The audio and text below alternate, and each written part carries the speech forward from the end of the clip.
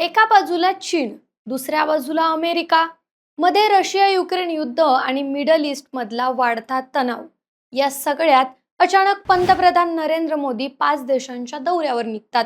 एकीकडे पेट्रोल महाग होतंय, गॅसची कमतरता आहे, अन्न पाण्यावर मर्यादा येत आहेत, तेल जपून वापरण्याचे सल्ले दिले जात आहेत, लोकांना नोकऱ्या नाहीयेत, मार्केटचा भरोसा नाहीये. स्वतः देशाचे पंतप्रधान जनतेला परकीय चलनसाठा वाचवावा लागेल असे सल्ले देत आहेत. या सगळ्या पार्श्वभूमीवर मोदींचा हा दौरा देशासाठी कसा महत्त्वाचा ठरू शकतो? हा दौरा केवळ एक डिप्लोमॅटिक टूर ठरेल की यामागे भारताचा जिओपॉलिटिकल डाव आहे? आज आपण तेच समजून घेणार आहोत या व्हिडिओच्या माध्यमातून. नमस्कार, मी निशा हिंगे आणि तुम्ही पाहताय डिकोड मराठी. पंतप्रधान नरेंद्र मोदी 15 मे ते 20 मे दरम्यान 5 देशांच्या दौऱ्यावर आहेत. या दौऱ्यात ते यूए, नेदरलँड्स, स्वीडन, नॉर्वे आणि इटली या देशांना भेट देणार आहेत. या संपूर्ण दौऱ्याचा उद्देश भारताचे व्यापार, ऊर्जा, संरक्षण, तंत्रज्ञान आणि जागतिक राजनैतिक संबंध अधिक मजबूत करणं हा आहे. विशेष म्हणजे हा दौरा अशा वेळी होतोय जेव्हा जगभरात मध्य पूर्वेतला तणाव, तेलाच्या वाढत्या किमती, चीनचा वाढता प्रभाव आणि युरोपमधली आर्थिक अस्थिरता यासारख्या मोठ्या घडामोडी सुरू आहेत. त्यामुळे मोदींच्या या दौऱ्याकडे भारताच्या पुढच्या जागतिक रणनीतीचा भाग म्हणून पाहिलं जातंय. या दौऱ्याची सुरुवात संयुक्त अरब अमिरातीपासून होणार आहे.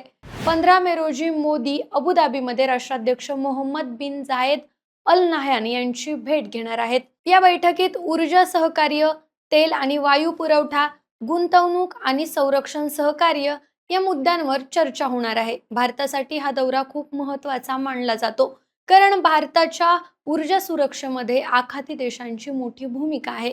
सध्या मध्य पूर्वेतल्या तणावामुळे तेलाच्या किमती वाढत आहेत आणि भारताला त्याचा थेट फटका बसतो. याशिवाय संयुक्त अरब अमिरातीमध्ये 4.5 दशलक्षाहून अधिक भारतीय राहतात. त्यामुळे भारतीय कामगार, व्यापार आणि गुंतवणूक या दृष्टीनेही हा दौरा महत्त्वाचा आहे.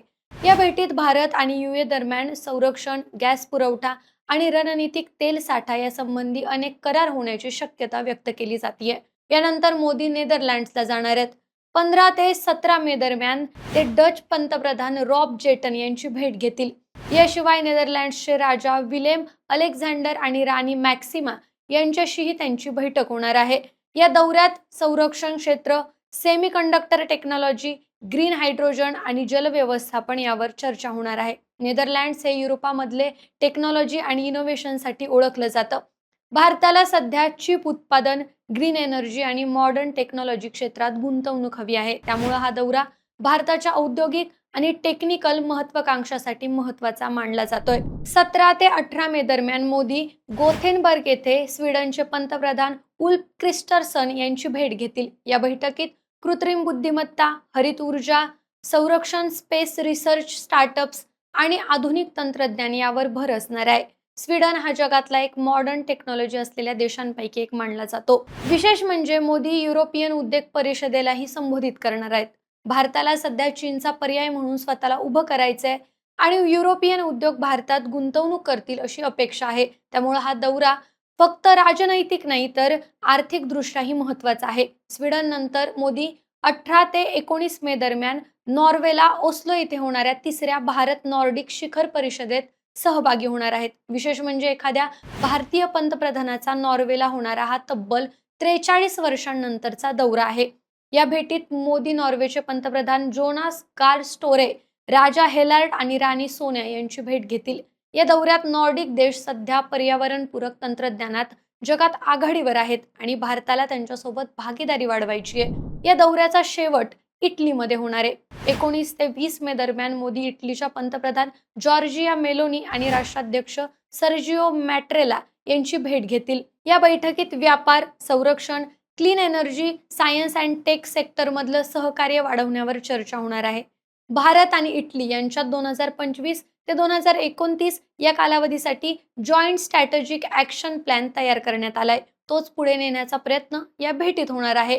इटली हा युरोपमधला महत्त्वाचा औद्योगिक देश मानला जातो आणि भारताला युरोप सोबतचे संबंध अधिक मजबूत करायचे आहेत. थोडक्यात पाहिलं तर मोदींचा हा 5 देशांचा दौरा फक्त परदेश भेटीचा कार्यक्रम नाहीये. या दौऱ्यात एनर्जीवर जास्त भर दिल्याचं दिसतंय. सध्याची परिस्थिती आणि इंधनाचा तुटवडा, वाढत्या किमती बघता भारत वेगवेगळ्या पर्यायांचा विचार करताना दिसतोय. विशेष म्हणजे हा दौरा अशा काळात होत आहे जेव्हा जगात नवे आर्थिक आणि राजकीय गट तयार होत आहेत. त्यामुळं भारत स्वतःची जागतिक भूमिका अधिक मजबूत करण्याचा प्रयत्न करताना दिसतंय. बाकी तुम्हाला काय वाटतं? हा दौरा खरंच या कठीण काळात भारत मंदीकडे जाईल अशा चर्चा सुरू असताना भारताच्या किती फायद्याचा ठरेल? तुमची आम्हाला कमेंटमध्ये मतं नक्की कळवा आणि सोबतच आपल्या डिकोड मराठी या चॅनलला सबस्क्राईब करायला विसरू नका. धन्यवाद.